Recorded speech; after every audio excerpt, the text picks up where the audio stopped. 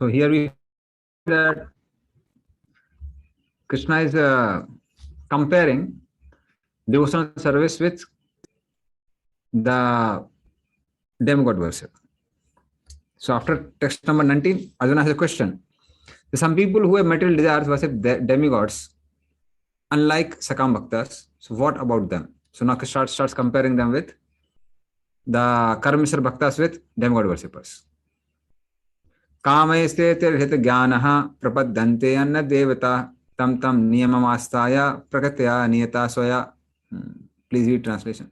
Those whose intelligence has been stolen by material desires surrender unto demigods and follow the particular rules and regulations of worship according to their own natures. Hare Krishna. So now Krishna says about people, those who have no intelligence or those who are followers of demigods. So Hirta Jnana means peoples whose intelligence is stolen. Why it is stolen? Because they think that if you worship Suryadev, immediately sickness would be gone. Whereas if I worship Vishnu, immediately I will not get relief. So these people, they don't know that ultimately all the powers of the demigods come from Lord Vishnu only, Krishna only. So that's why they surrender to demigods. And they surrender to demigods driven by the nature. Prakata niyata swaya. So they are averse to surrendering to the Supreme Lord. That's why their intelligence is stolen. So they don't understand that ultimately everything comes from Supreme Lord only. So what is the complete knowledge which they are lacking? So that Krishna explains in text number 21 onwards, 21, 22, 23. Why Krishna is calling them Het Jnana? Why their intelligence is stolen? Because they don't understand certain things. Yo yo yam yam tanum bhaktaha sriddhar chitam ikchati tasya tasya chalam sriddham tam ev vididhamyaham. Please read translation.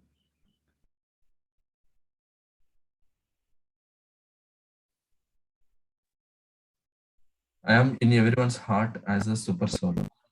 As soon as one desires to worship some demigod, I make his faith steady so that he can devote himself to that particular deity. So now these people, whatever forms they desire to worship, that is Surya, which are actually Lord's vibhutis only, like Surya is considered the eyes of the Lord, moon is considered the mind of the Lord. So they are the vibhutis of the Lord. But when somebody desires to worship a particular demigod, they need faith in them. So who gives that faith? Lord says, I only give that faith. Demigods themselves are not capable of giving faith in themselves. Like many of the devotees may be having a certain realization that before coming to Krishna consciousness, we may not be having ability to influence anyone.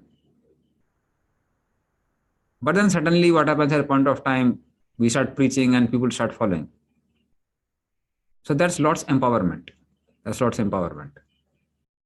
So if Lord empowers, anything can happen. Like just now, I'm coming from Yatra from Ek Chakra Dham, then this Kanai Natsala, Ramkeli, so all these places. So then one Ekadasi, the last Ekadasi. So I have some brahmachari counselors and then youths were there. Now they're married. Many of the youths were there.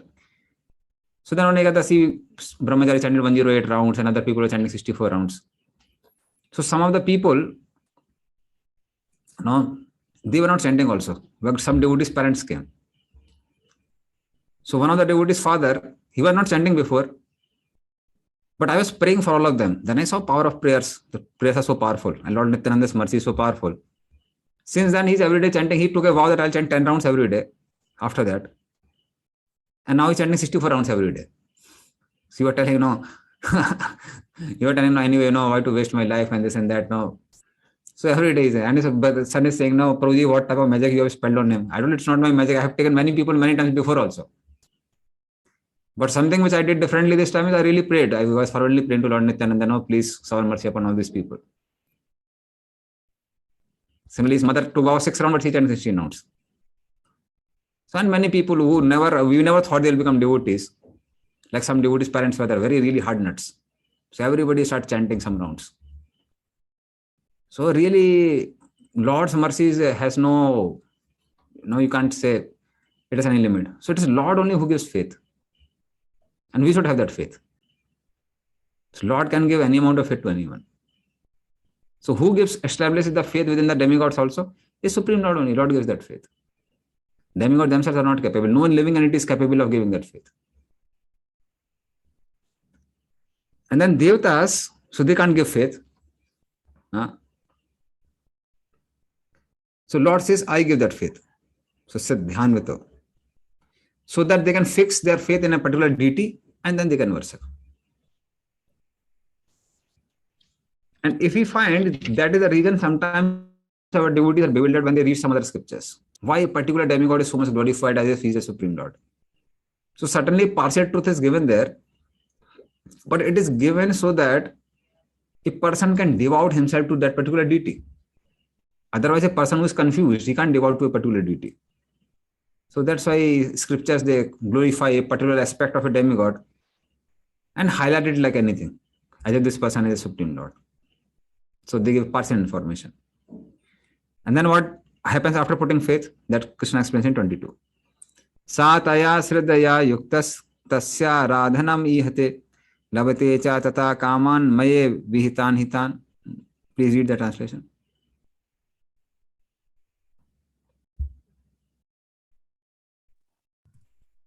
Endowed with such a faith, he endeavors to worship a particular demigod and obtains his desires, but in actually, these benefits are bestowed by me alone. Hare Krishna. So that person endowed with faith performs ihate, worship of that devata. So after faith comes, he worships that devata. What happens as a result of that? He gets a desired result, kaman. So whatever desires were there, he gets the result. Now, devatas can't even fulfill the desires also. So first thing I told you, they can't give the faith. Second thing is when somebody worships, they can't fulfill the desires. So for that also, they have to borrow things from Supreme Lord and then give to them. So both things are given by Lord himself, Krishna himself. So then Lord says, I fulfill those desires by giving desired objects. So Lord only does. But they are called Hitgyana. Why? Because they are not able to see that ultimately it is Krishna only who is doing everything. So why not directly approach him? For example, if you have an opportunity to have relationship with Modi, why should you have relationship with peons and no other clerks? So that opportunity is given. Open invitation is there for everyone. Anybody can have a personal relationship with Krishna. So that's why less intelligent people, they don't make the relationship with Krishna. So then Arjuna has a question. But still, my Lord, there is a partiality. There is a partiality. Why there is a partiality? Because to your devotees, you give permanent results, whereas to demigod worshipper, you give them temporary results. So you may say, oh, no. To demigods also, I give the same result and demigods ultimately give. But to demigod and demigod worshipper, you don't give permanent results. You give only temporary results. So don't say that, no, you don't make any difference. You don't discriminate between those who approach you or demigods. You make a discrimination. And then Krishna answers that in text number 23. Antavattu phalam tesam tad bhavati alpamedasam devan devyajo yanti mad bhakta yanti mamapi. Please read the translation. Men of small intelligence worship the demigods, and their fruits are limited and temporary. Those who worship the demigods go to the planets of the demigods, but my devotees ultimately reach my supreme planet. Hare Krishna. What Lord says, he says it's not unjust, it's not injustice. Why? The rule is one will get whom he worships. That's a simple rule. So worships of the demigods, Yanti, the Devatas, they get temporary results because demigods themselves are temporary. So when demigods themselves are temporary, how can the results which are bestowed by the demigods be permanent? That's not possible. So similarly, but as far as my own devotees are concerned, I am eternal, my devotees are eternal, and our relationship is eternal. So then the result of the worship is also eternal. And that's why Lord says, that's why I say that these people who worship demigods are less intelligent. So the another reason why it is less intelligent. First thing is they don't have correct information. The Lord is the giver of faith. Lord is the bestower of results. Also, they don't know that if you go to Lord Krishna, you'll get permanent result. And actually speaking, somewhere in the heart, we do have a desire to get permanent results. Once we get things, we don't want them to get lost. This was one of my strong doubts, which would prick me like anything before coming to Krishna consciousness. So when I was preparing for ITG, really we have to work very hard. And I was thinking, I have to work so hard just for 20, 30, 40 years. Such a hard work. So I would wonder, no, what a nonsense. Just for 30, 40 years you spend studying for 20 years, working so hard day and night like donkeys. And even after that also you have to work like donkey to get money. It's not that people give you money just like that. So that was one of my doubts. And really, there's something reasonable. So why not work that hard for Krishna and get permanent result? So demigod worshippers, they don't think about it like that. And then Lord says, what to speak of demigod worshippers? Even those who worship or study scriptures very carefully, these people also don't know me. So that's why, apart from my devotees, everybody is foolish. So that Krishna clarifies in 24. That even those who read scriptures but don't devote to me can't understand me. Avyaktam vyaktim apanam mannate mama buddhaya param bhavam ajananto mam avyam anuttamam. Please read translation.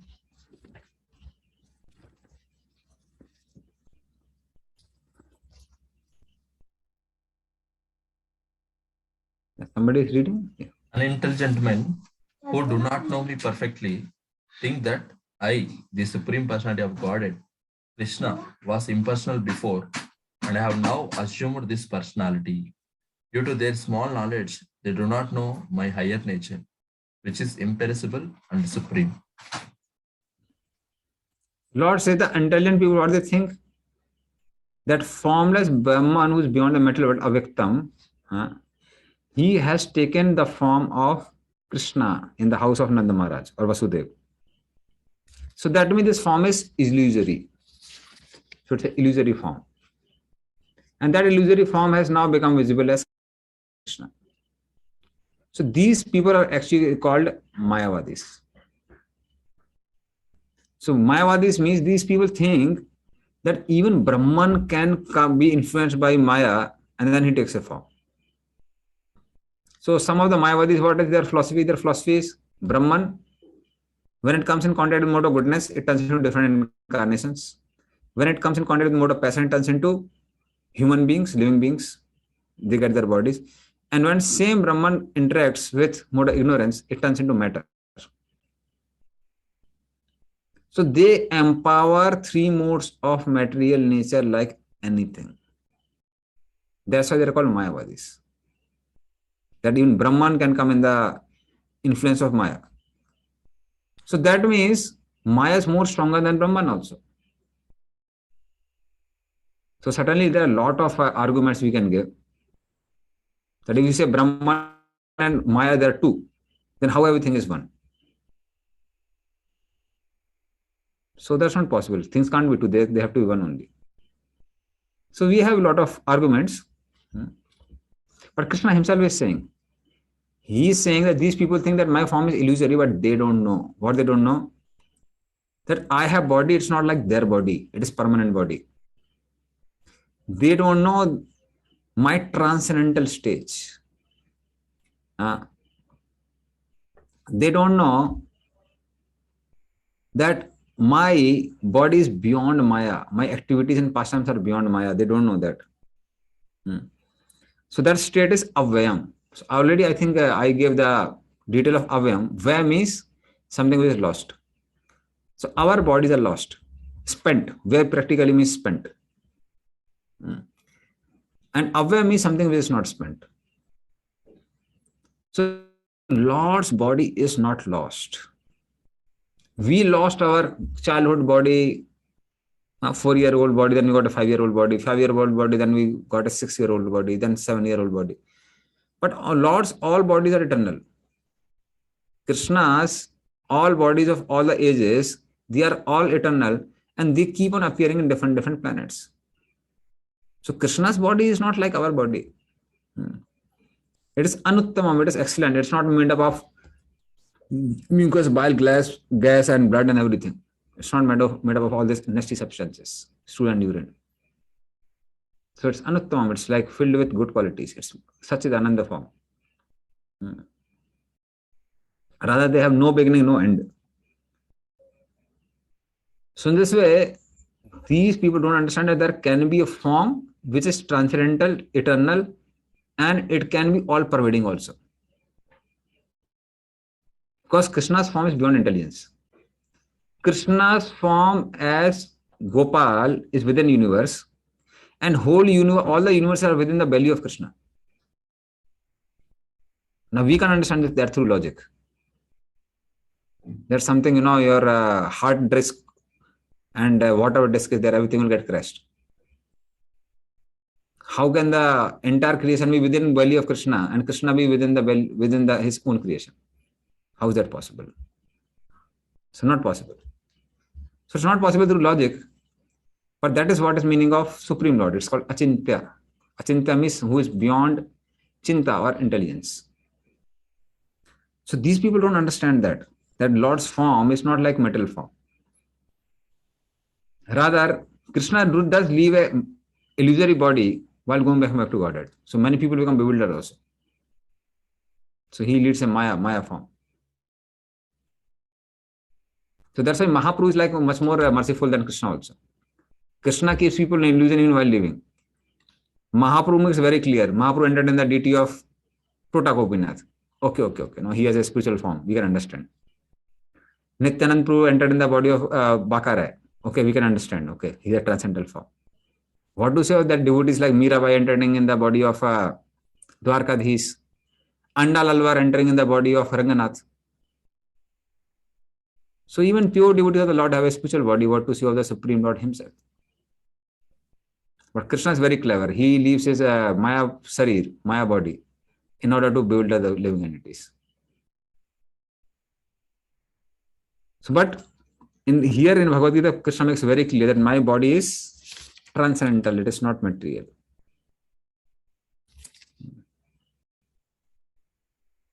So, Sridhar Swami says his body bhavam form is eternal. The pure form of Satta endowed with great power. So it's not ordinary. So practically he defeats Mayavad philosophy in this particular verse. And Prabhupada has given a lot of quotations and details to defeat Mayavad philosophy. So that devotees can go through separately. Then Arjuna has a question. He says, you said that your form is eternal. If it is eternal form, so your qualities, pastimes, everything is eternal, then it should be seen by everyone at all times. But we see that no, your form remains for some time, then disappears.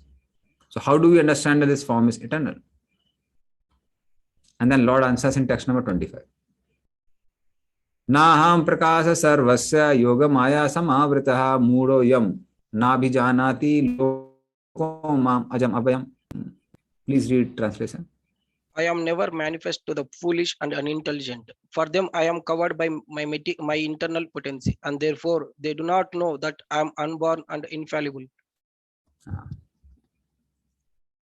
So what happens is, like sun is covered by Mount Meru time to time. Similarly, Lord is also covered by Yogamaya. Because of that, Lord sometimes is manifest, sometimes unmanifest.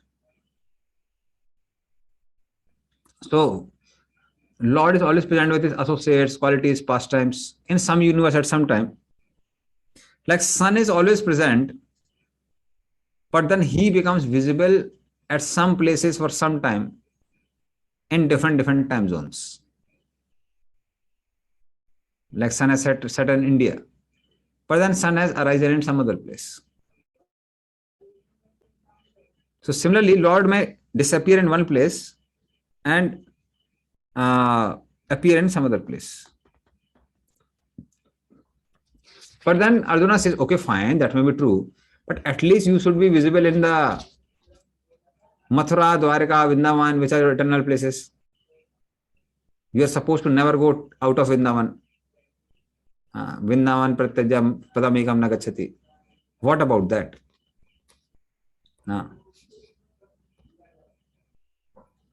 So therefore, them, those places, Lord says, I am covered by my Yog Maya.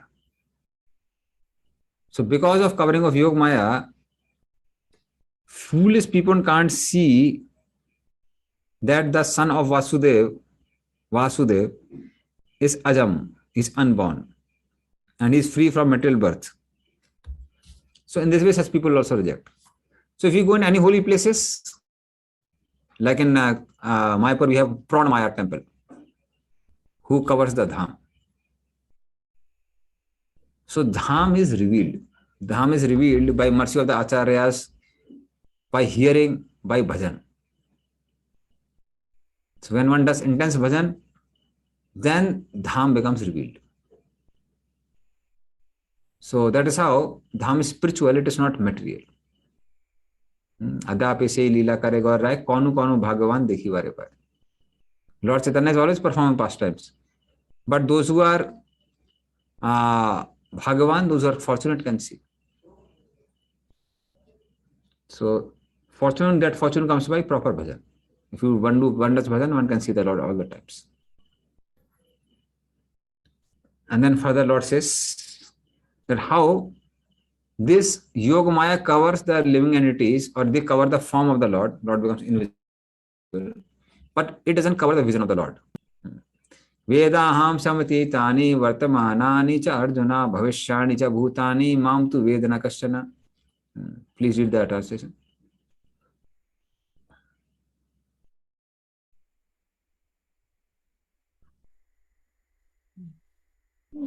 Arjuna, as a supreme personality of Godhead, I know everything that has happened in the past, all that is happening in the present, and all things that are yet to come.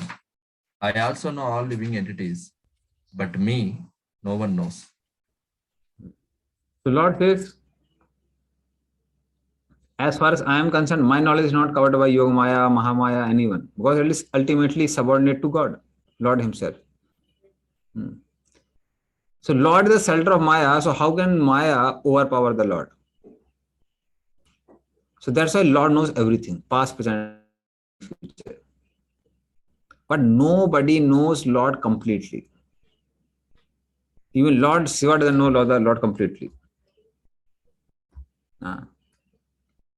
Because Lord's knowledge is covered either by Yogamaya or by Mahamaya. So for the conditioned living entities, all like all of us, we are covered by Mahamaya, that's why we can't see.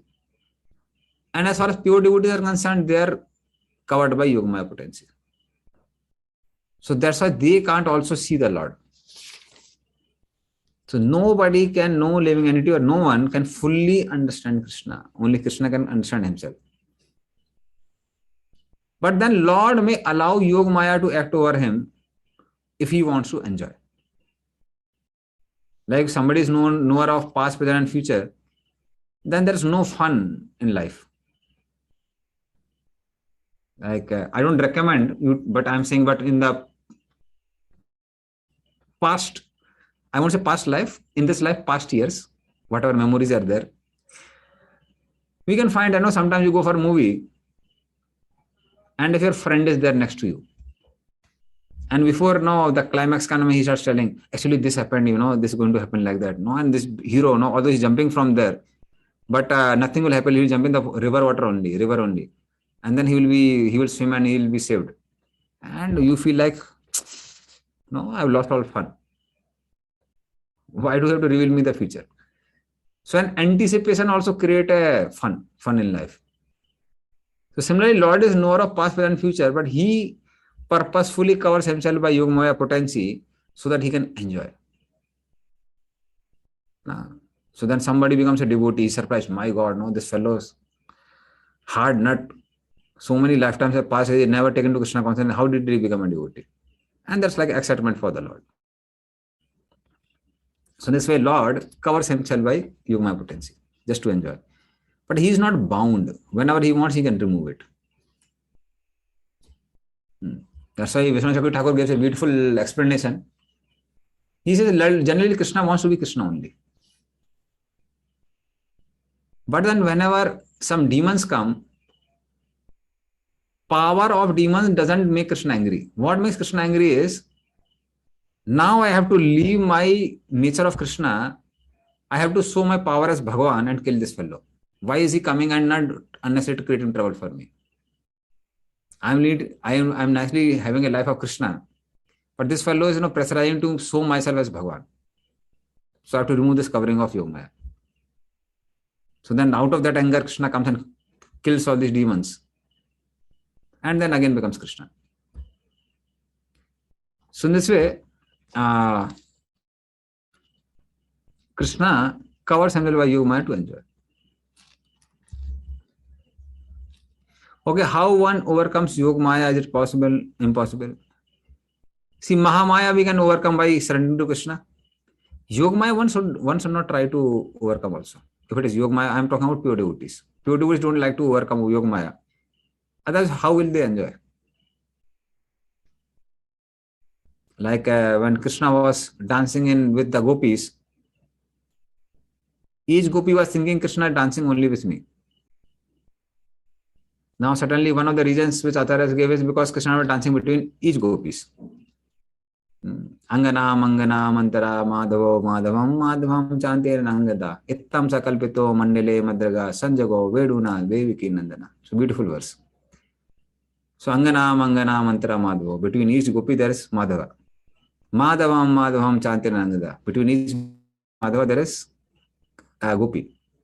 Ittam Sakalpito Mandale Madraga. Further he expands and goes in the center of the mandala of the circle. Sanjago Vedungna Deviki Nandana. And then he plays on flute on Venu. So a description of Ras Mandal. But still somebody may say, didn't gopis ever see in the angle? There are other Krishnas also. You could have seen in the angles, we have a lot of IITians here in our Brahmacharya Ashram. So they are asking, Prabhu, they must have seen in the angle also. So that's Yogamaya potency. Because of Yogamaya's influence, they didn't see in the angle. They just saw Krishna only both the sides. They were so absorbed in Krishna. And there were demigods who were flying in the airplanes along with their wives. They were seeing everything. Now if you tell them, both of them, to write a commentary on Bhagavatam, they will have different commentaries. So which commentary you would like to read? Commentary of gopis or commentary of demigods? Kalyan Pro, which commentary you would like to read? Commentaries of devotees, bro. Pure devotees. Commentaries of gopis. Gopis, yeah. So although they are covered by Yogamaya, but that's more realizable than so-called knowledge of demigods. So that's why it's not that knowledge is always very... When we are in ignorance, knowledge is very good. But when you progress in devotion, then knowledge becomes an obstacle. So then not required for overcoming Yogamaya. Okay. Okay, then Arjuna has a question. Now, when do jivas become bewildered? You are saying that they become bewildered, they can't understand me, they can't know me. But since when are they bewildered? Krishna answers in 27. Ekcha dvesha samattena dvanda mohena bharata sarvabhutani sammoham sarge yanti parantapa. Please read translation. O Scion of Bharata, O conqueror of foe, all living entities are born into delusion, bewildered by dualities arising from desire and hate. So Sarge is the primary creation, not even the secondary. So even before the secondary creation where living entities physically got a body, from the beginning of creation only they are sarvabhutan, which all the jivas, they are bewildered. Why they are bewildered? Because they have a desire for sense gratification. They have hatred for things which are obstacle to sense gratification. So iksha and dvesh, one is caught up in that. So dvanda mohina bharata. So because of one's past karma, which gives rise to dualities, person is caught up in dualities like respect, disrespect, loss and gain, all these things. So then this duality causes complete ignorance, moham. Because of duality, what happens is, person has a hope for enjoying senses. There's a hope is something which helps a person to be bound in this world.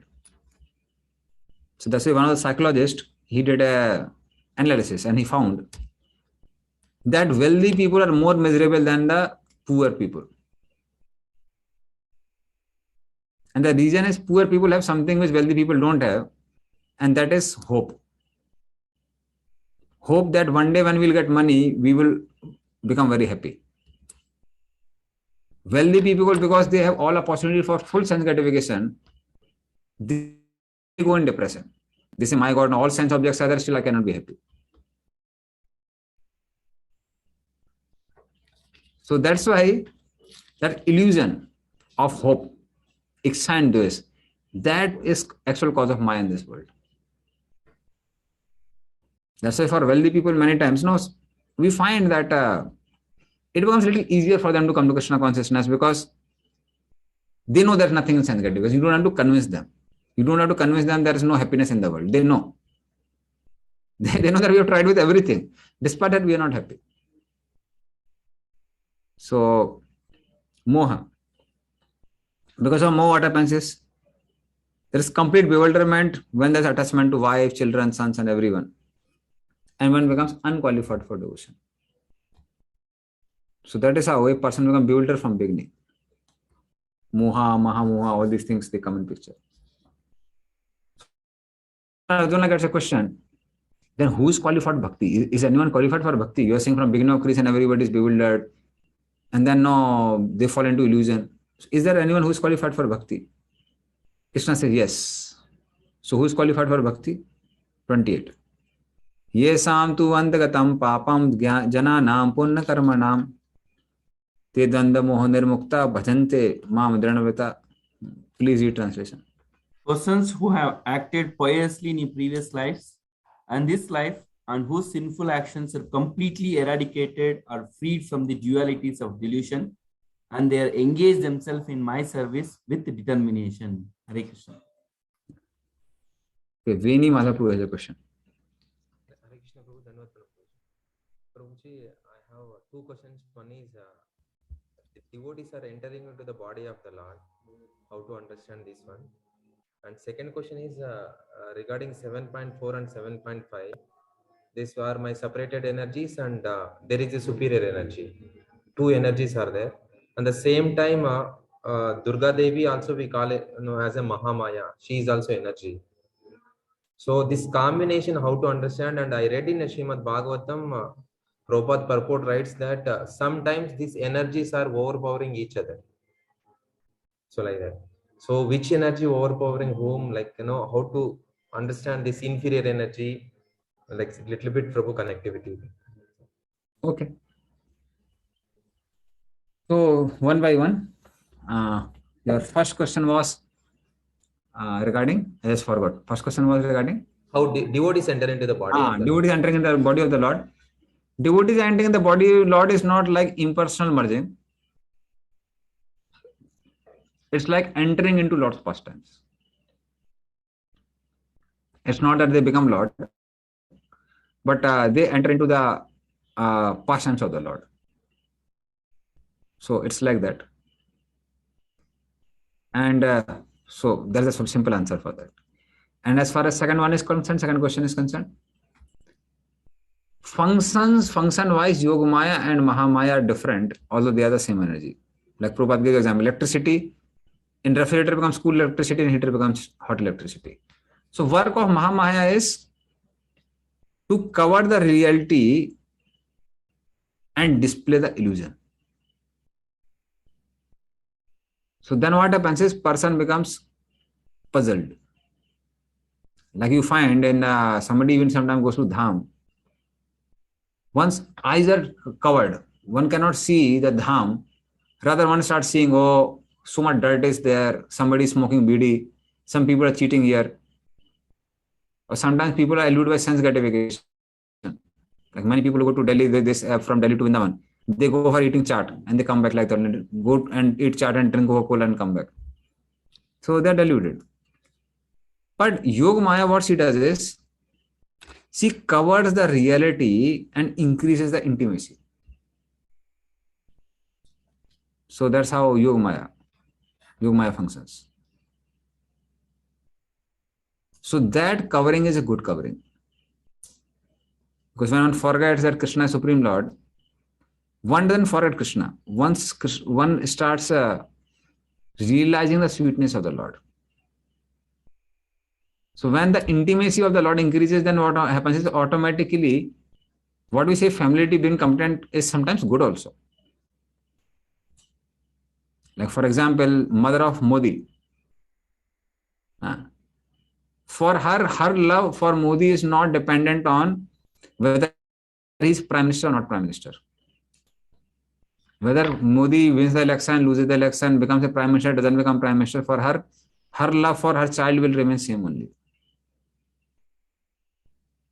So that is how, for her, the magnanimity of being a Prime Minister doesn't affect her relationship. It has gone a step beyond. She is realizing the sweetness of being a mother. So sweetness supersedes the greatness. That is the function of Yogamaya. So Brajavasis, for them, they know Krishna is God. But for them, it doesn't matter whether Krishna is God or not. Even if somebody tomorrow proves that Krishna is not God, Krishna is a demigod, Krishna is an ordinary human being, for them it doesn't matter. They will continue loving Krishna only. Now for us, somebody comes and proves that Krishna is not God, someone else is God, and you are in illusion for the last 20 years. We may be bewildered. And then we may start changing our faith and directing our faith to someone else. So that is how just understanding of magnanimity of Krishna, that's not like so realizable. Okay, that answer your question. Okay. So now 28. This is my first Bhagavad Gita question on this particular verse 28. Because I would read Bhagavad Gita before coming to Krishna consciousness. The first question I asked is, Yesam tu antagatam papam. Will sin ever end? Because we have to live in this world. How can we get rid of all the sins? So it looks very impractical. So then our acharyas have given very good answer to that. Of course, I didn't get my answer at that time. But that devotee whom I was asking was also a pretty new devotee. Not practicing since many years. But I got later on answer. So Krishna says, who have punya karma? Punya karma means spiritual karma, which is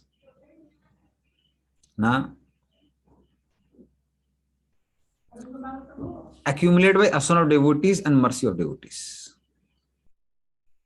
So when pure devotees glance or pure devotees they bestow mercy, then one gets enough pious credits. And you can see that is actual initiation. That's actual initiation. That's the mercy of the devotees. So certainly education is a formal process also. But actual initiation is when we take shelter of a devotee and he starts guiding us. So then what happens is, because of that, sins get destroyed partially. Especially the sins which are obstacle in the practice of Krishna consciousness get dissolved. They get destroyed. As they get destroyed, Tamoguna becomes destroyed and Sattva-guna increases.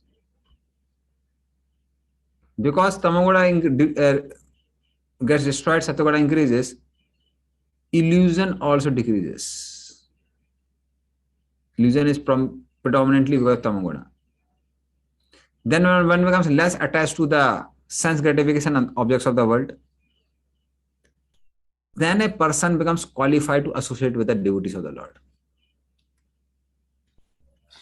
But then complete freedom from sins come only by further practice of or worship of the Supreme Lord. That happens further. So Dvanda Moha Nirmukta. And then when one becomes perfect, then one becomes free from illusion. When one becomes free from illusion, then he can be steady in worshipping Krishna. That's basically, you can also refer to it as more as a platform of Nishtha. After Anantnavati, Nishtha comes. So after Anathas are almost gone. So till then there is a struggle. Till then there are ups and downs in life. Instability may be there. So that is how. But asana of devotee is very powerful. Okay, so this is the. So Krishna tells in this way, it is possible to become a devotee. How? By asana of devotees. By asana of devotees, by mercy of devotees, disqualifications for practicing of bhakti are destroyed. So Lord clarifies that. So some question is there. Then it is not Yogamaya, it is Swarupa. I couldn't understand the question. What do you mean by Abhiram Prabhu? You had a question? Hare Krishna, Dandavat Pranam Prabhuji. Gopis and Yashoda Mai, that is their Swarupa, they are in Yogamaya Prabhuji. Swarupa means a form. Swarupa. Rupa means a form. Original form of the spiritual world is called Swarupa. But then a person is covered by Yogamaya, because of which he forgets that Krishna's greatness and sweetness of Krishna becomes manifest. Is that clear? Once again, Prabhu, you can please explain. His Swarupa means form of the living entity. Yes. But then a living entity, when he is covered by Yogamaya, he forgets the magnanimity of Krishna. Krishna is so great. And one is just enamored by sweetness of Krishna. That Krishna is my lover, Krishna is my son, Krishna is my friend, Krishna is my master. So then all these things become so prominent that one's greatness or one's understanding of greatness of Krishna is covered. Like what is Swarupa, then that is not linked. Swarupa Siddhi, Swarupa. What is your understanding of Swarupa? You tell me. What is your definition of Swarupa and understanding of Swarupa? Like our eternal position, like what is our relationship with the Lord. That is Swarupa. No, that's not Swarupa. Swarupa is who are you in the spiritual world. Now currently, no, your material Swarupa is that you are Abhiram Prabhu, husband of someone. I don't know whether you're married, but husband of someone or no, father of someone or son of someone. That's your material Swarupa. But spiritual Swarupa is that we have a particular identity and we have a particular relationship with the Lord, and that is a form. That's called Swarupa. Okay? Okay. Now, but then this personality, he is covered by Yogamaya. Because of that, he is not able to understand the greatness of Krishna. Whoever one may be. Okay, bro. Okay? Is that clear now? Okay, bro. Yeah. Okay. So that's Swarupa basically. So in this way, Yogamaya is also not bad. So same energy functions differently for different people. For those who want to forget Krishna, she covers the form of Krishna, displays illusion. For those who want to go nearer to Krishna, she covers the magnanimity of Krishna and displays sweetness of Krishna, by which one can go more closer to Krishna. Now, last two verses. So this Krishna's practically conclude about how one is qualified, how this devotee, even Sakam Bhakta, is better than demigod worshippers, even better than impersonalist. Now, Lord talks about a special type of devotee. You can't call him a devotee, but still, so this particular person, he wants liberation, and for that he worships Krishna. So Krishna explains about him in 29 and 30. Jara marana mokshaya mam asritya yatanti ye te brahma tad viduhu krishnam adhyatmam karma chakhilam. Please read translation.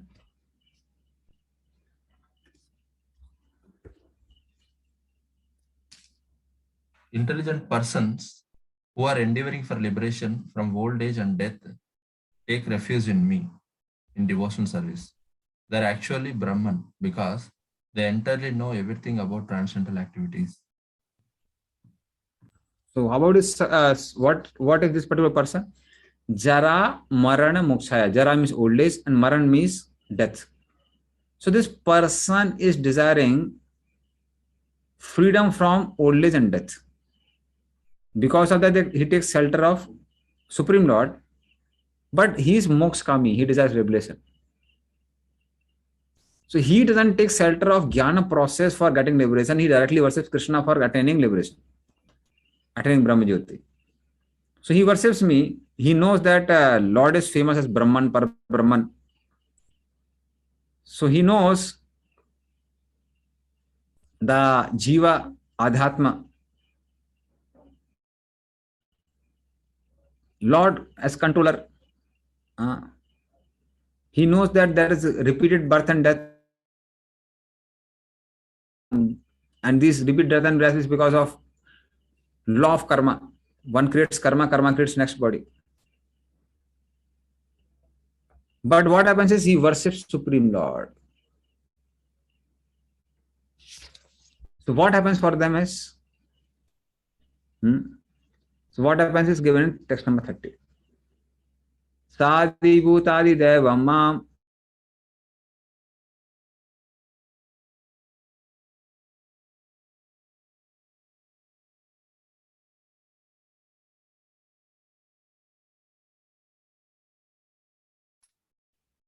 Hare Krishna.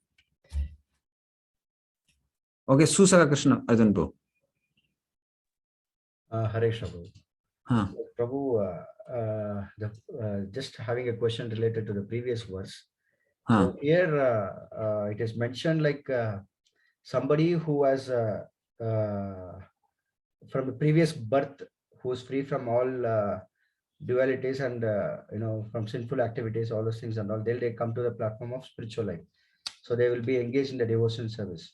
Actually, when we see here in the beginning, some people, some devotees, like when it comes like Prabhupada, the hippies life or something. So how can we compare, Prabhu? Like even though they will be engaged in the sinful activities also, and at a later point of time they become a devotees of they take up Krishna consciousness. So in that way, how can we can you just a little elaborate, Prabhu? Okay. See, in that verse, the word used is Dhranavrata. Dhranavrata means fixed in devotion service. Okay. So basically talking about the level of Nishtha. So after Anartha Nivritti comes Nishtha. That's like we also understand that. So what is basically explained here by the Acharyas is that excessive sins or excessive piety, any of these things, it disqualifies one from devotion. It disqualifies one to become a devotee. So what happens is that if one is too much pious, or I won't say pious, rather one is too much attached, then one cannot come in as one of devotees. Because one can't give up, how can I give my wife, children, everyone, and wife has to go for shopping, and children have to go for eco park, Nico park here and there, different places. So how can I leave them and I can come for the temple program? So when a person is so much attached, or even sometimes some people come to temple, you must have seen that rather than darshan of deities, they keep on taking the darshan of wife only. No, because they wait for the signal. They wait for the signal of wife. When your wife is saying, no, please, now let us go. So rather than being attentive here, they are attentive there only. So what happens by darshan of devotees? That amount of sin is reduced, which makes one qualified to become little detached and become attached to devotees. And that's basically what initiation. One is initiated in devotion service. One has begun devotion service. But the rest of the things one has to take care. But rest of the things one has to take care means then one further progress in devotion service, slowly Anandaviti is gone. Then yesamuttu antagatam papam. Then all these papas are already gone. Then one can be stable. Otherwise, what happens is till then, person becomes pretty, I would say pretty, but different people, sometimes people who have a lot of sinful background, they become pretty this also. You can say unstable. And that has been seen during Prabhupada times also. Like generally what happens is we highlight only good things, but then certainly Westerners are very frank. This is something which I really appreciate in them. They don't lie, they don't hide things. So many Prabhupada disciples, they say that now our work is we would catch all the hippies, bring them to temple. And then you find one or two may stay, another fellow and run away. They may remain in temple for 2-3 days and run away. So it would be more like a pipeline, people coming and people leaving. And few fortunate souls who are committed, they stay back. So that is how one becomes stable only when anarthas are eradicated. Actually, in the level of Nishtha, the influence of Maya and influence of Krishna or attraction to bhakti becomes equal. So till then, it's always a struggle to become attached to Krishna. Struggle is there. So that's why that struggle creates instability. Okay, does that answer your question? Yes, Prabhu. So in that case, in Anarthamrita stage, we have to be very, so much of emphasis is given on regulatory principles that we should not be involved in any sinful activities. Yeah, we should not be involved in sinful activities, and apart from that, we should be in a sort of sincere devotees, strong sincere devotees. Yes. So that strength of sincere devotees will create enough punya or give us enough strength to continue devotion service. So certainly devotion devotee is always required, but especially another devotee time, we need a lot of strong devotees, enthusiastic devotees. Practicing alone is very difficult. Okay. So the symptom, sorry Prabhu, to ask back-to-back question. Like so when the determination is developed in our devotion service means which means it is understood that our anarthas have reduced. So that's getting reduced. Yes, certainly. That is a symptom of this thing we can analyze. Yes. So that's why you must have seen, it's like Prabhupada will further go in the last 6 chapters, we'll find. That's why Krishna talks about 3 modes of material in chapter number 14, chapter number 17. Mm-hmm. So Prabhupada writes there that there is no qualification to begin bhakti. But to sustain bhakti, one needs more goodness. That's why if person has a little pious background, that helps one to continue devotion service. So one's senses are not like so much pulling him, pushing him, getting a lot of troubles. It becomes easier. Okay. Yes, thank you. Now coming back to this person who is worshipping Krishna for getting Brahman. Text number 30. So already I think somebody has we read the verse. Text number 30. No. Okay. Sadhi bhutadi devam mam sadhi yagyam cha ye viduhu prayana kale apicha mam te vidur yukta chetasah. Please read translation. Those in full consciousness of me, who know me, the Supreme Lord, to be the governing principle of the material manifestation of the demigods and all of methods of sacrifice, can understand and know me, the Supreme Personality of Godhead, even at the time of death. Hare Krishna.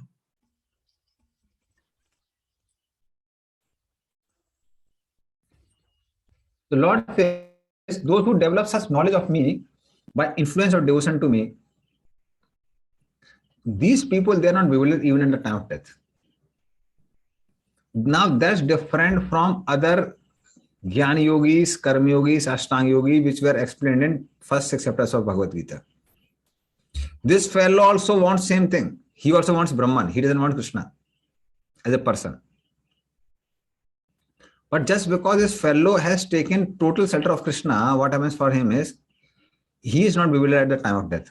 Other people have to have that determination on their own strength.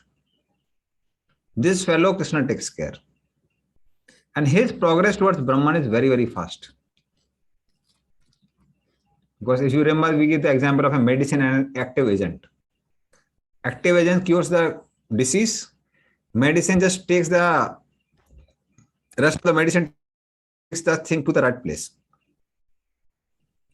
Similarly, Ashtang Yoga, Karma Yoga, Jnana Yoga helps a person to maintain his pace in that particular yoga. But actual elevation in consciousness comes through practice of bhakti. But because this person is just taking shelter of bhakti alone, his progress is like eating pure medicine, pure active agent. So his progress is very, very fast, extremely fast. And Krishna takes care of him even at the time of death. So he doesn't become bewildered like other karmis, jnanis, yogis, etc. So this person, Krishna takes care. And other things like Adibuta, Adidevam, we will not read now because that we'll just cover now only in the next chapter. So in this way, in last 2 verses, Krishna talks about this so-called devotee who wants Brahman, but for that he takes shelter of bhakti. He takes shelter of Krishna. So for him, the progress is very fast. At the same time, he's not bewildered at the time of death. So that's the benefit which he gets. So in this chapter, Krishna has talked about 6 types of devotees. First verse talks about pure devotion service. Verse number 16 talks about 3 types of karma misra bhaktas. Artho, Jigyasu, Artharthi. So 4. Same verse talks about Jnana misra bhakta, who is a Jnani, mentioned there. 7.16. So 5 devotees. And last 2 verse talks about the devotee who wants Brahman, Jara, Marana, Mokshaya, and he worships Krishna. So he is so-called devotee in the sense that he doesn't want Krishna as a person. So these 6 types of personalities are the subject or topic of discussion in chapter number 7. But in last 2 verses, Krishna has talked about a lot of things. Brahman, Adhyatmam, Karma, Adibutam, Adidevam, Adiyagyam. And Krishna talks about himself also. So Arjuna becomes puzzled by all these questions. There are now so many terminologies you are using. No, I don't understand these terminologies. So Arjuna would ask these questions in the chapter number 8. So now we'll go to chapter number 8. We still have 50 minutes. So chapter number 8 talks about Yoga Misra Bhaktas. That's the prime talk. People whose devotion is mixed with mystic yoga.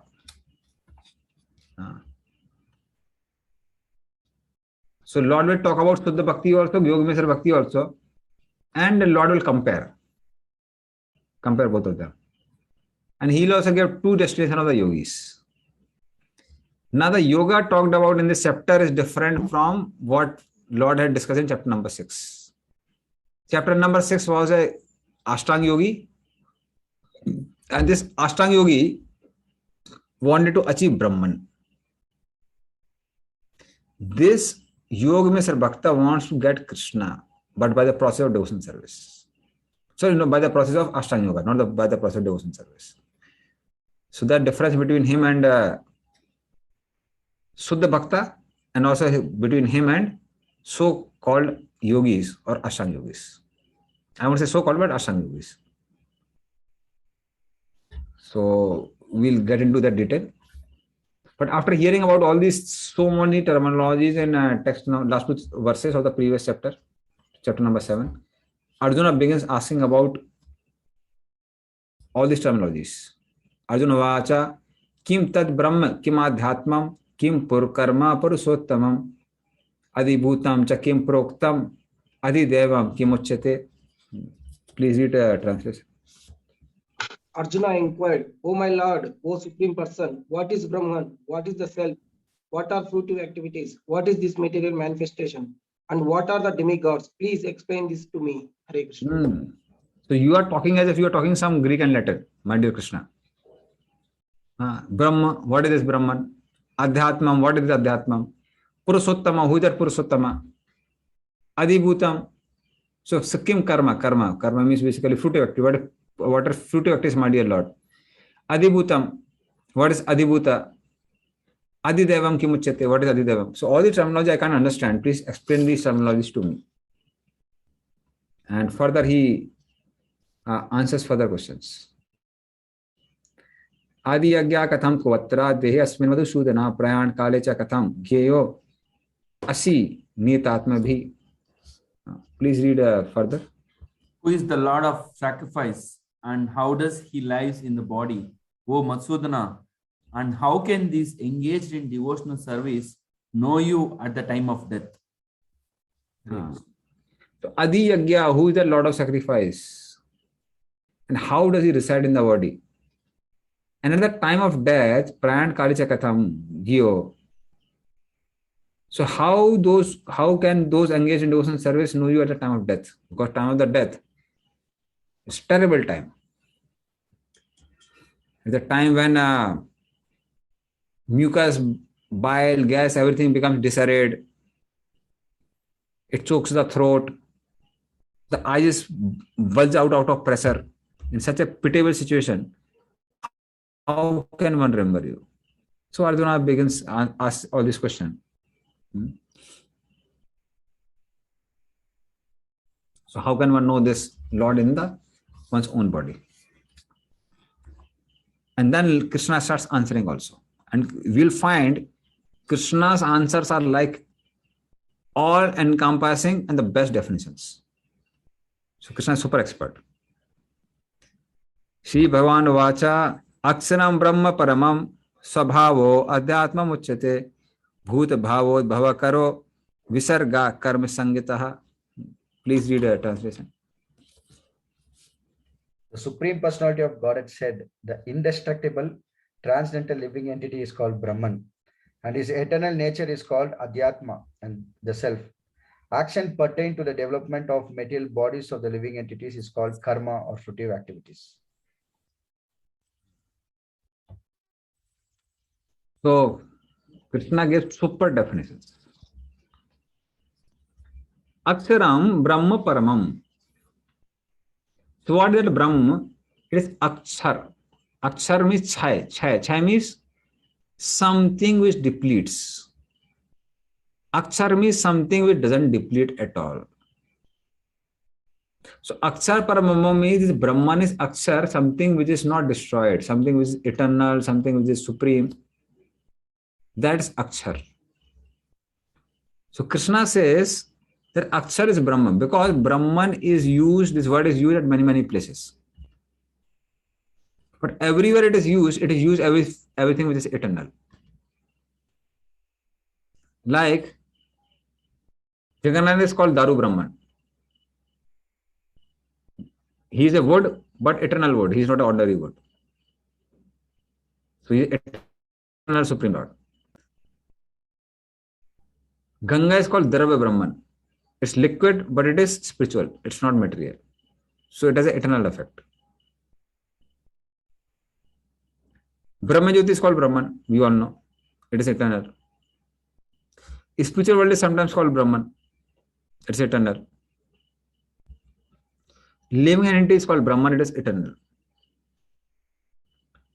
And even material nature called Pradhan is sometimes called Brahman. Tyasam Brahma Mahadiyonir Aham Bija Prajapita. There, Brahma is explained as Pradhan. Material nature in totality is also eternal. It just becomes manifest and unmanifest time to time. Part of material energy we cannot say as eternal. like ingredients of this body, in due course of time they are destroyed. But totality of all the particles is eternal. So then that is also sometimes called Brahman. So there can't be a better definition than what Krishna has given of Brahman. Charam Brahma Paramam, Aksharam Brahma Paramam. So Krishna explains that.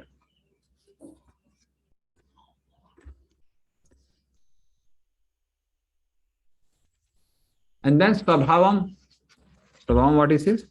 Swabhavo Adhyatma Muchyate. The eternal nature of the living entity is called Adhyatma. So Swabhav comes from the word Swam Bhavayati. That which produces oneself by imposition of a body. Means something which gives rise to a body. If we have only desire to serve, then our body is spiritual. We don't need a material body. Whatever particular types of desires for sense gratification are there, we get the body accordingly. Those who want to sleep nicely, their bodies are in ignorance. They get a lot of opportunity to sleep. So sometimes, some people, they are pretty exemplary in sleeping. Nobody can sleep like them. Like I know one of the boys, he slept on Friday evening, got up in Sunday afternoon. So he was called a champion. So some people have. So Lord gives them that sort of body also. So according to Swabhav, one gets a gross body. But Swabhav, which helps one to attain Paramatma, is actual Swabhav. It is the actual Swabhav. Swabhav is because we are soul. So then that's the actual Swabhav. So in this way, Adhyatmam would refer to pure Jiva. If that Swabhav is spiritual, then it's called pure Jiva. So Adhyatma is pure Jiva who is qualified to attain Paramatma. So that's Swabhav. So Swabhavam Adhyatmam Uchyate. So the real Swabhav is which helps one to go closer to Krishna, where one has only desire to serve Krishna, no desire for sense gratification. When you have no desire for sense gratification, you don't have a material body. Material body is granted for the purpose of fulfilling the desire for sense gratification. So this is also very expert explanation by the Lord. Okay, so before we take another definitions, I'll take one more definition of karma. Karma is something which causes transmigration of the jiva, the creation of bodies through the metal elements. So Visarkam Bhava Bhuta.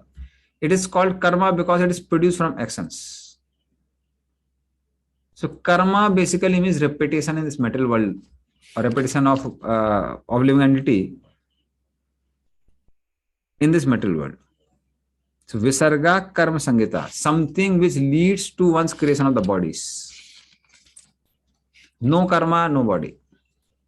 So our actions, they produce good or bad results, and that causes the repetition of birth and death.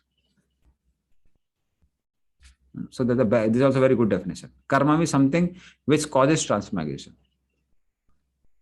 Okay, now Sarojini Kalindi Mataji, she has a question. Harishna Prabhu, we are talking about Brahman, no Prabhu.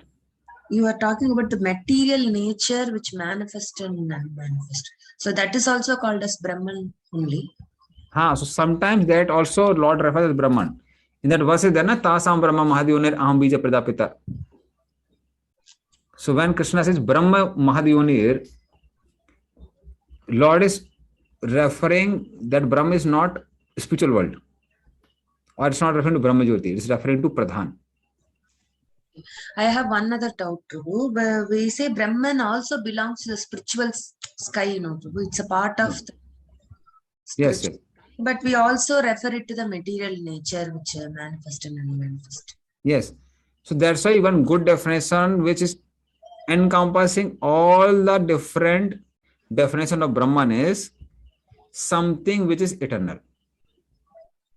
Anything which is eternal can be referred as Brahman. That is why I'm saying the definition given by Krishna is all encompassing definition. Whatever definition of Brahman you may take, but it will fit in this definition that anything eternal is called Brahman. As simple as Okay, then if we say anything eternal, which is eternal is said to be Brahman, then material nature is not eternal, no Prabhu. It manifest and unmanifest. that is the meaning of eternity. Na? Eternity means it's not destroyed. Okay, it manifest and unmanifest, which means it always exists, but sometimes it manifests, sometimes it doesn't manifest. Yes. You can't say about mobile it is manifest or unmanifest. Why? Because once it is destroyed, we can not be sure that again all the atoms of this particular mobile will again form a mobile. This is temporary. But all the atoms of intercreation in totality, that is fixed. That will become manifest and unmanifest time to time. The temporary destructions doesn't count into this. The material nature undergoes temporary destructions, no Prabhu. Like those destructions are not complete destructions in the sense that, like for example, in our own body, let us say in your body only, some blood is moving from one part of the body to another part of the body. Does that mean that now she is no more Sarojini Kalindi Mataji, she is someone else? Is it like that? Because things are happening inside, na? yes. So similarly, within the material nature, there will be changes. But in totality, there is no change. Material nature becomes manifest and unmanifest time to time. Does it make clear? Does it clarify? Yes. Yeah. See, one thing is all these things become very clear if you are very aware of 24 elements. That is the reason I gave the link to these 24 elements classes. Otherwise, what happens is many of the parts of Bhagavad Gita becomes a little puzzling. So if you know 24 elements clearly, it becomes very easy to understand. Okay. Yeah. Now Krishna gives other definitions also in text number 4. Adibhutam saro bhavaha purusassadhi devatam adi yagyo aham evatra dehe bhratam vara. Please read translation.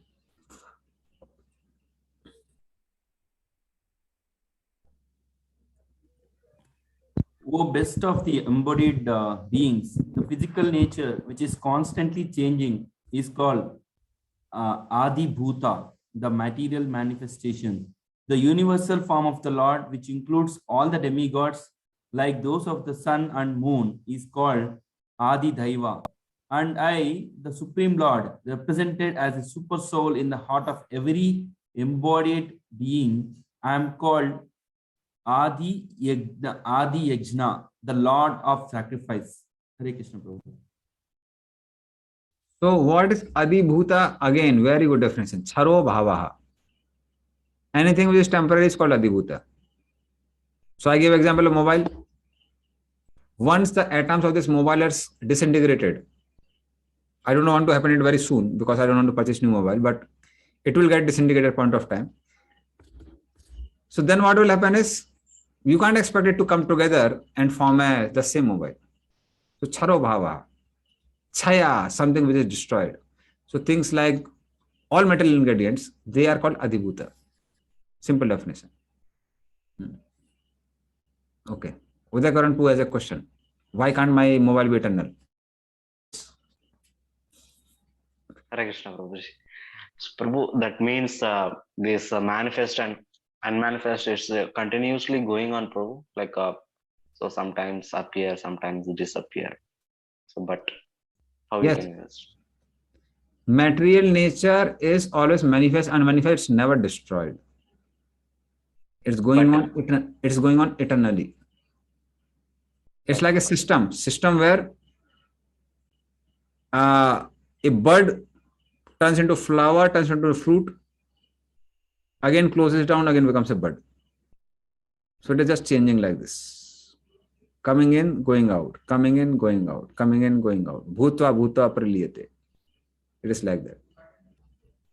But it is never stops, it's continuously going on. So, Yes, continuously going like on. It's cyclic. and why Prabhu? I mean, like this. I mean, Why? Means why? Because living entity is rebellious. Why? Living entity rebellious, it is always going on. Why there is a jail? There may be jail. Why you are concerned? You you will be concerned only when we want to commit crime. Otherwise, why ordinary citizens are not fearful of jail. Ordinary citizens are happy that there is a jail. Because anybody who will cause us harm, they will ultimately have a jail. Okay? okay. Thank you. Thank you. Yeah, so Adibutam. Then Adidevam. So Adidevam, what Krishna says? Purusas Chadidevatam. Person represents the totality of living entities in the universe, or he who has all devatas existing within him. So basically, Lord is talking about universal form. Universal form who has all demigods within him. Indra is the hand. Aswini Kumaras are his nostrils. Dig Devatas are his ears. Varun Dev is his tongue. Sorry, Varun, Agni is tongue actually. Agni is the tongue. Varun Deva is the sense of taste. So in this way, illusion is smile. So that is how all demigods are there within the body of universal form, who is called Adidev. Adidev can also refer to, you can say, original demigods. Adidev.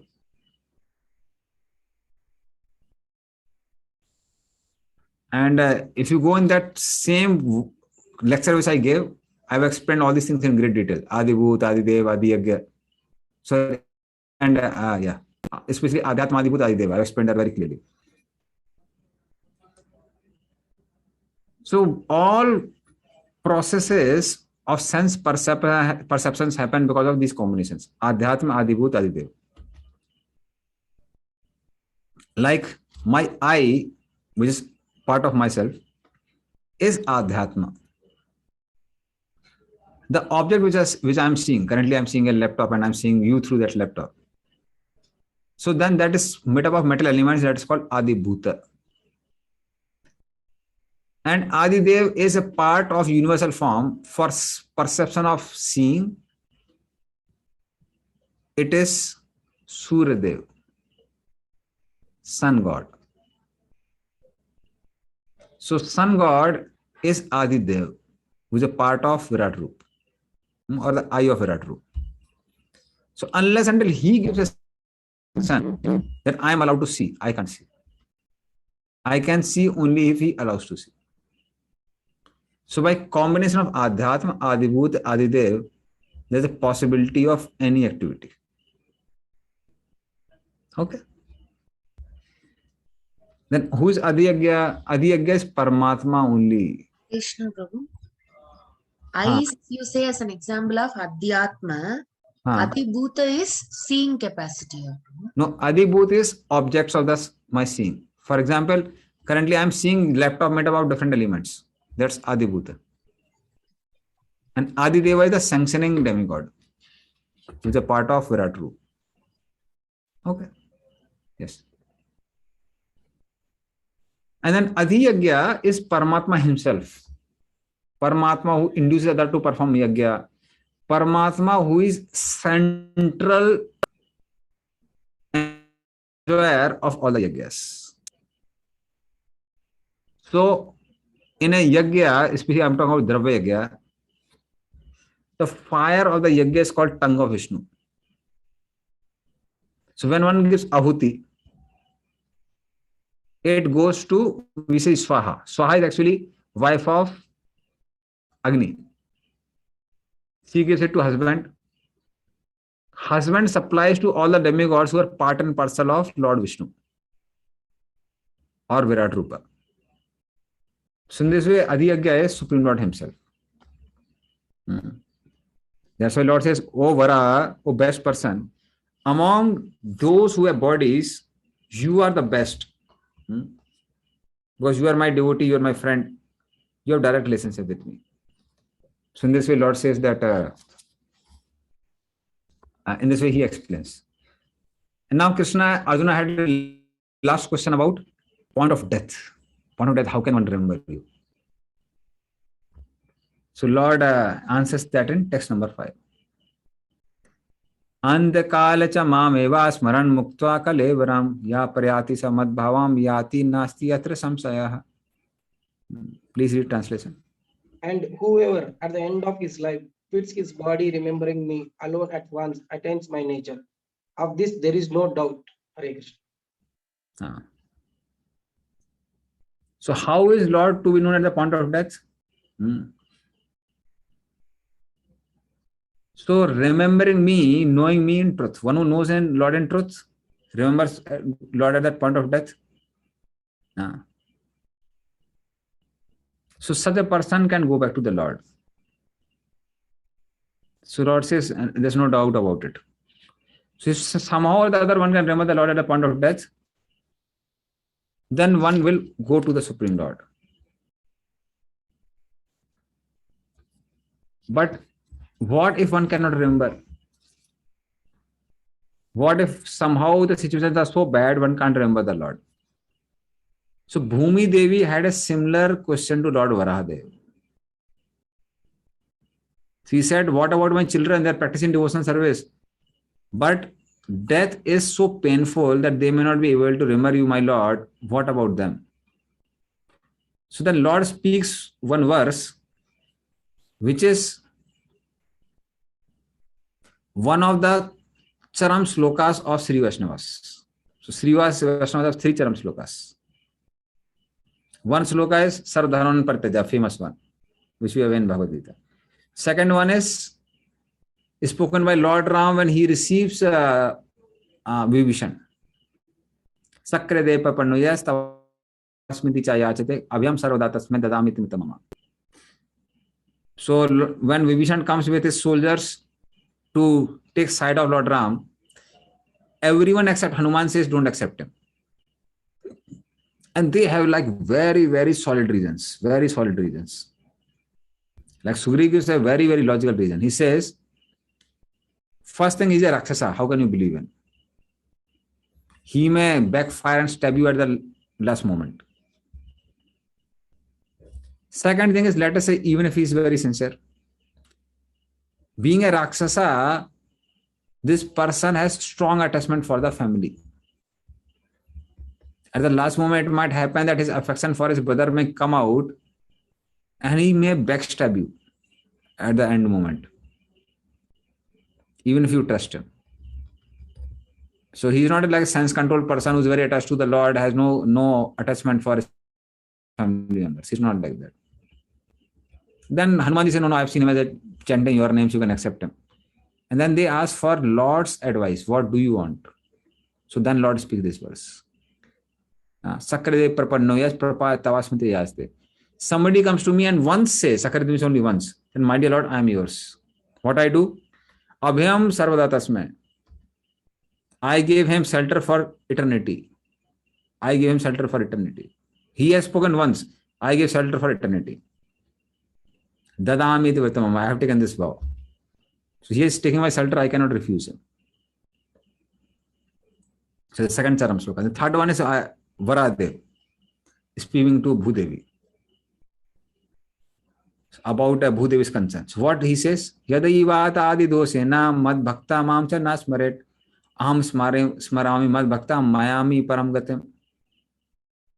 So he says, Yadivat dosena, maybe because of disarray of the air, mucus coming in the throat, eyes bulging out because of pressure, my devotee may not be able to remember me, but I will remember him.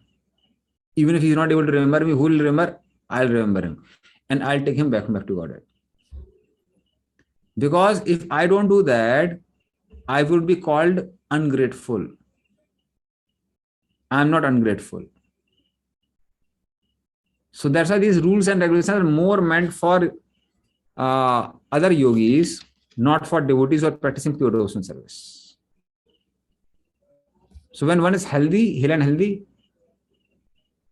at that time, if one gives one's time for Krishna, Krishna will take care of us when we are not healthy, when we are sick. That's why we have to try our best in whatever situation it may be. And I had expressed to you before also, I've seen the people who have surrendered to Krishna, they're never at loss. So I'm also very mentally calculative. So because of that, no, sometimes I would feel like, no, before admitting, and that's our service basically, we have to be practical in our services. So because my service is to see whether who can be admitted in the brahmacharya ashram or not. So we lot of mentally calculate whether, let us say tomorrow he wants to leave, what will happen to him. But we have seen people getting, most of the devotees got a salary hike after spending 2 years, 3 years in brahmacharya ashram, whenever they wanted to leave. Recently, one of my counsel stayed for 5 years. And I thought, no, his whole career is destroyed. But then he was trying for getting MS. I tried now, told him, no, try nicely. Because no, I told him you are passed out from NIT. No, you should try nicely. Amazingly, unexpectedly, just the day I was leaving for Ekshakra, he sent me a message in a project I got in Arizona State University. It's number 1 in computer science in the whole world. So then that gave me a lot of faith. Anybody surrenders to Krishna, he is never lost. He is never at loss. So surrender to Krishna is always very, very, very beneficial. So if one gives time to Krishna, Krishna will give eternal time. One gives money to Krishna, one will get eternal benefit. So there's no loss in surrendering. Only thing is, there's lack of faith. So sometimes we are too calculative, so lack of faith is there. And some devotees have a lot of faith. Now, some devotees I know, no, they just travel here and there and keep on preaching. Krishna arranges for everything. So Krishna takes care. Next verse. How is it possible to remember Krishna at the point of death? So that also Krishna gives solution. Yam yam vapi smaran bhavam tajanti antakale evaram tam tam eveti konteya sada tad bhava bhavita. Please read the translation.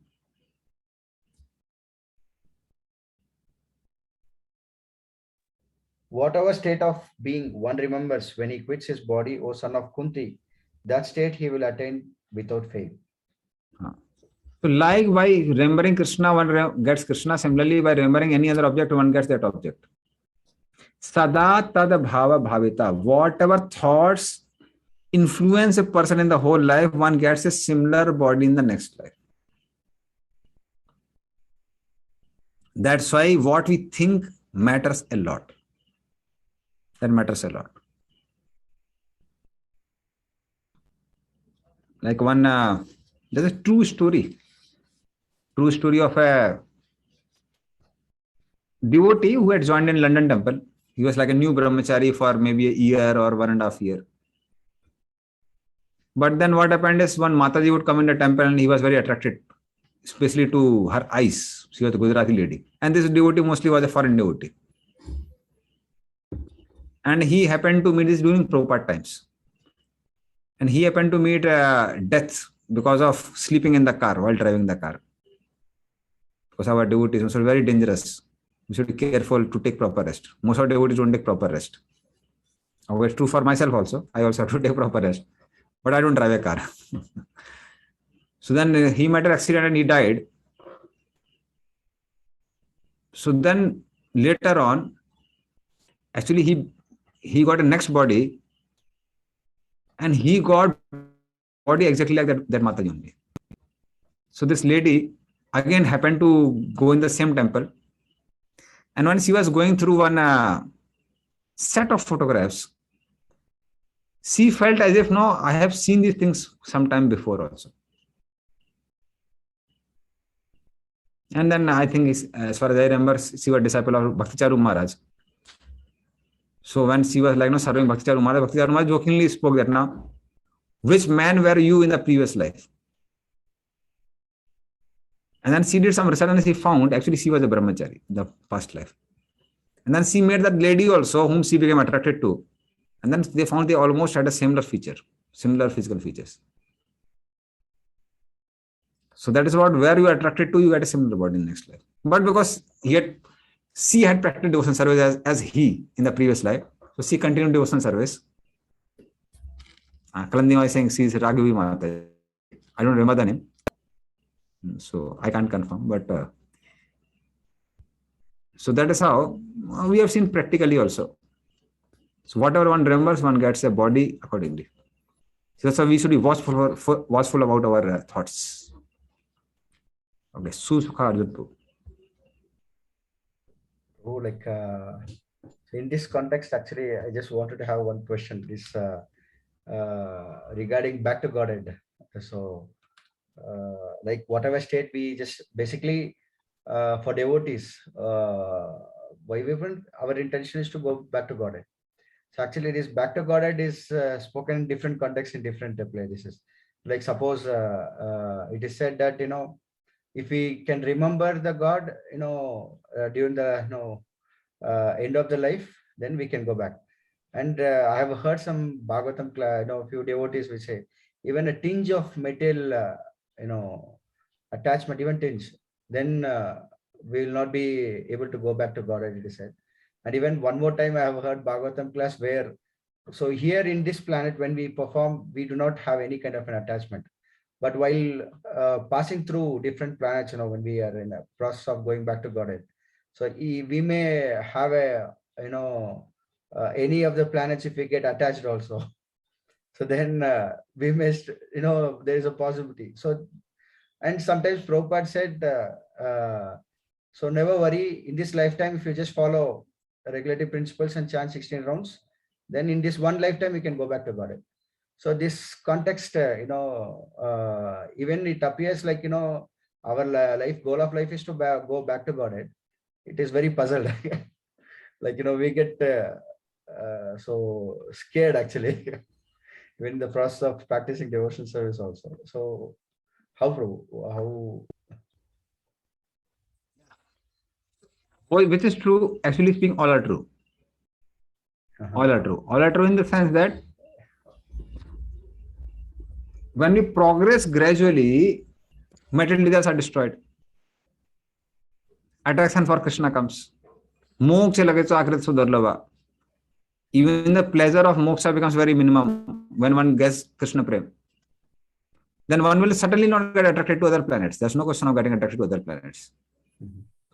So all these effects, they come simultaneously.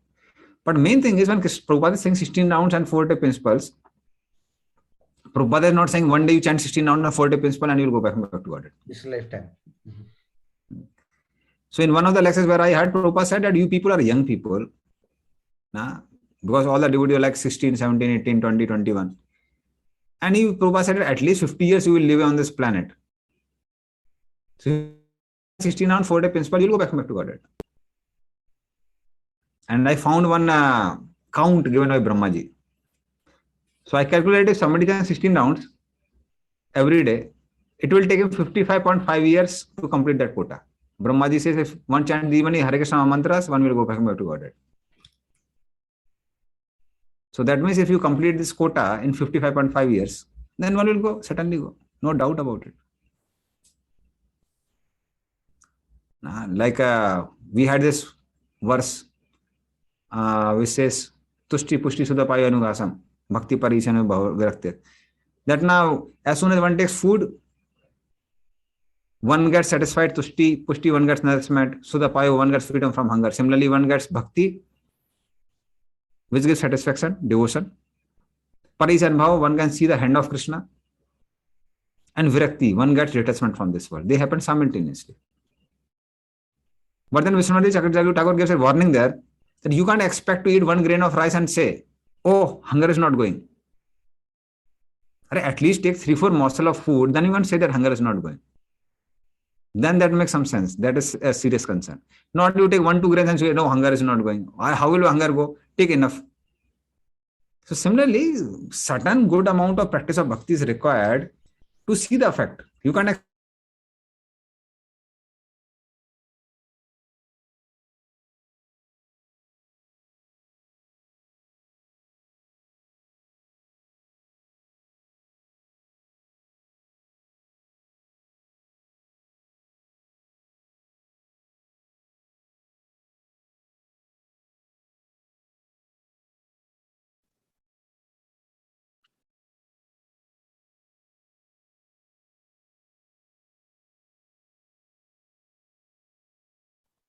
Hare Krishna, Prabhu.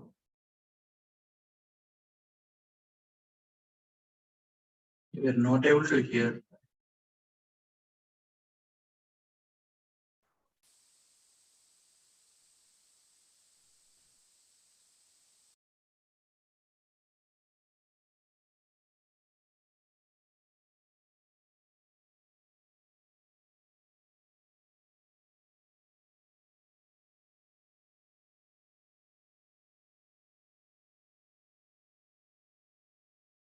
Looks like Prabhu is rejoining.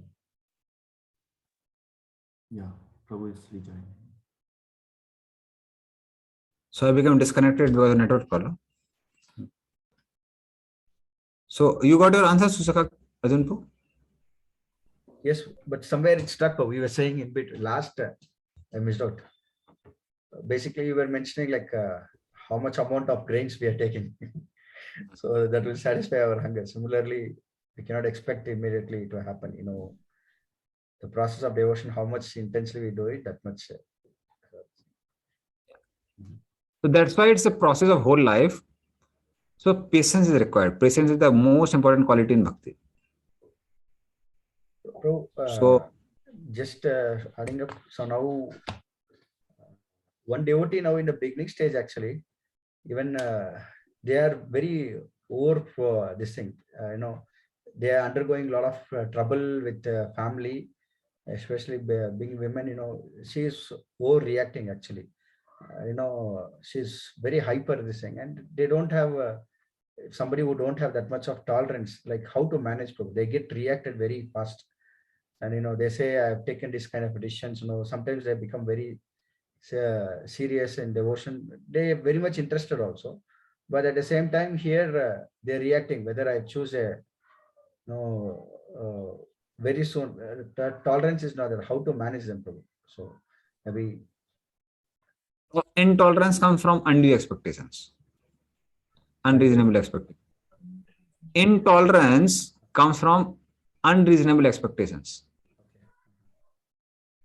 So we have to tell people to be reasonable. okay. Like no, one lady was there. She was telling that no, her one husband died. She married some other man, and this man later on married some other woman. Okay. So because of that particular man, he never paid attention to her throughout her life. She's an old lady now. So she was coming and telling, no, I'm chanting Hare Krishna since 1 year. Why this my husband is not coming? Total undue expectation. Super duper materially motivated devotion service. So then I told her, what is nonsense? Whole life your husband has not come to you, and now you're expecting just because you are chanting Hare Krishna, my husband should come to me. Everything should be all right. All seasons should be spring seasons. Flowers should come out, fruits should come out. Anywhere I dig in the ground, water should come out. Anywhere I put a plate, immediately no sperm should fall on the plate. So this is called undue expectations. So one should not undue expectations. One should be practical actually. Okay. Yes, sir. Thank you. Narasimham Prabhu. Hare Krishna, Prabhu. Prabhu, this question I have means this doubt. So for Gruhasthas, the time spent is means maximum very less time we can spend. So we chant 16 rounds and then after that, yes, we get back to our daily routines and going to offices and these things. And okay, for brahmacharis, yes, definitely they spend the whole day in Krishna consciousness. So considering this, like, so for Gruhasthas, so with this 2 hours or 1 hour, and and going back to Godhead in one lifetime, is it possible, Prabhu? Because sometimes and at the time of death to remember with this 1 or 2 hours a day doing, will it be possible? Sometimes, this doubt comes to my mind. It is possible if you have patience, because Krishna is answering your question in the next verse. Oh, okay. Okay, Prabhu. Fine. Yeah. Okay. Yep. Okay. Tasma sarvesu kalesu mam anusmar yudhya may arpit mano buddhir mam ivesasi asamsaya. Therefore, Arjuna, you should always think of me in the form of Krishna, and at the same time carry out your prescribed duties of faithing, which you activities described to me, and your mind and intelligence fixed on me. You will attain me without doubt. So the solution is given. Your answer, Krishna is answering. Mam anusmar yudhya. He is not saying only yuddha. Mam anusmar should also go on. So Krishna is saying, remember me and fight. Then without doubt, one whose intelligence and mind is offered to me attains me. That means by mind create a decision to think of me alone. Through intelligence, discriminate and think of me alone. So that's why one should practice to absorb one's internal senses in Krishna also, apart from external senses. So it's not about brahmachari grasthas, really speaking. Many brahmacharis have experience, including myself, that sometimes brahmacharis have to take 10 times more anxiety than grasthas. So much anxiety is there, so many services here and there you have to manage. Now, currently, today only, this is my third Bhakti Shastri class. And then we have opened a school of 175 students. Those things are there. So many counselors, so many troubles. But troubles keep on coming. So, no one cannot run away from the troubles just because one wears saffron clothes. Yeah. So, whatever karma is there, one gets bad karma. Anxiety is there. So, that's why what we have to do is, we also have to learn the art of absorbing our mind in Krishna. So generally what I do is, I somehow try to get absorbed in Krishna. So in the morning time when I go for my morning duties, for washroom, etc. So every day I try to remember some verse, memorize some verse. Whenever I get some free time, I put on some kirtans or something like that. Sometimes even in the night also I try, put some low volume kirtans. So in this way, somehow the other we should try to absorb our mind in Krishna, Mamanusmar and Yudhacha. So it's a struggle, it's a sadhana in the initial state. But in due course of time, what we have experienced is, this sadhana does become successful. One can remember Krishna and fight, it is possible. Especially in IIT days, I remember, practically I would hear Kirtan 24 hours except attending the class time or Japa time. So that helps. So always there would be some kirtans running in the background. So that helps too. Yes. Yeah, Prabhu. So suppose if we sit sometimes that marathon meetings will go, Prabhu, in the office. So at that time, there's no chance we'll be presenting or hearing point by point, and things unnecessarily we complicate in this software. And what happens is we don't get any time to even think about that. So if you're doing some cooking or something, there's a chance. But when we do these activities, so at that time, definitely it is difficult, Prabhu. So what you're saying is, in the other time, at least spend wisely. That's what you're saying, Prabhu. Certain things may require very intense absorption, but I would say even they become superseded. I'll tell you a very simple example. Even if you have very intense meetings, sometimes it might happen that somebody is sick in the family. Don't your mind becomes imbued in both the thoughts together? Yes, Narsimha Prabhu. Yes, Prabhu. Yeah. How did it happen? So Mamanusmar Yudh is possible. It's possible all the times. It's not that it's not possible. Because there is always something which is always going on in the background. What to say, you having intense meeting, I also have intense meetings. So sometimes, especially when we have to take some decisions. So almost for 2.5 years, I was into intense management and administration. So brahmachari issues, which are supposed to resolve by Tamil president, somehow, it's like they are given to some department. I was in that department. So 7.5 hours or 8 hours, the meetings would go and we would resolve some issues. But thing is, in between, you remember some holy name, some kirtan, some verses in between. It is possible. It's possible to manage. Okay, Prabhu. So it's a practice. So it's practice. Just try it. Yeah. So as far as I know, it works. It works. Okay, Prabhu. Okay, Hare Krishna. See, there are some devotees who are expert, like I know Bhakti Vidyapur Maharaj. At least I have seen him. Even while talking, he would give some intellectual answers. And this clicker would go on. So he would chant practically 24 hours. Sometimes while giving classes also, his clicker would go on. So I was thinking, I want to practice like him. Maybe while doing this, 24 hours, I can continue chanting. But how he has achieved this? No, he's a Prabhupada disciple. His whole life he must have tried. Now he has achieved such a success. So there are devotees who achieve such a success. So not all of us are super experts, but at least we can try. What is harm in try? Okay, Susukardantu. Hare Krishna. We tend to practice in association, but sometimes we become so complacent, like practicing, and we became casual, like that. It keeps on. So how to, always have that attitude of sincerely practicing, so that we can absorb. Select some sincere devotees and remain in their association. That's the only key. So like I was telling you, our recent experience, just because all the devotees were chanting 64 rounds and some were chanting 108 rounds in Ek Chakra, person who was not chanting at all, he became so influenced, he started chanting 64 rounds. Now I don't know how long he will continue 64 rounds every day. Now a few days have passed. But the main thing is, such an energy has come.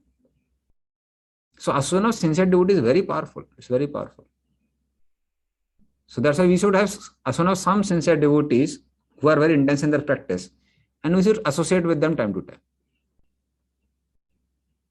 Like I have few devotees. Also for Japa, generally I consult, I have Krishnanand Prabhu. He's the person very intense in Japa. So whenever he comes to Mayapur or somewhere, this time I couldn't go, he was calling me. But generally I spent few days, I chant 64 rounds with him. Then it's like I get fuel for another 6 months, 7 months after chanting with him. So similarly regarding philosophy, etc. So then we have Janmashtami Prabhu is there. Fortunately, Krishna Chaitanya Maharaj is ready to guide me for some time.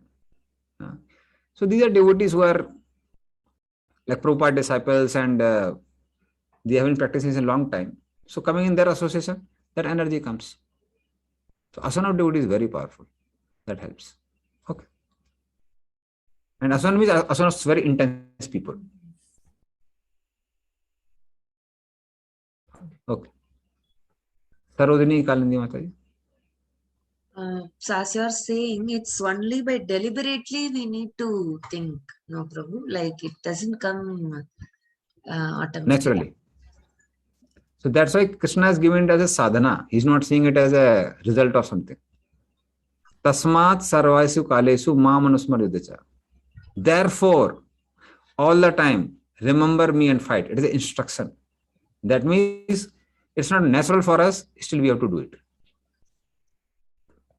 Unless Actually speaking, no, it should. We should practice to the point where it becomes spontaneous. So unless we reach that, we have to deliberately. We have to put effort. There is no other way we can. No other way. What to say of devotees, even those who are non-devotees? Anyway, the time is over. I'll just finish with that. It is that those who are intellectuals, they don't just think. They think what they think. That means they know their nature. And they think what they want to think. That means they can manage what I should think at what point of time. So that's why we should not just manage our gross senses, our gross schedule. We should also manage our subtle schedule also. And if we do it, if we try it, it is possible. It's possible to control the mind and make it focus towards Krishna conscious activities. And even if we feel where is the loss, that's gain only. Okay, fine. So we'll end here. From text number 8, we'll take in the next class. Srimad Bhagavad Gita ki, Srila Prabhupada ki, Nitai Gaur Premanande.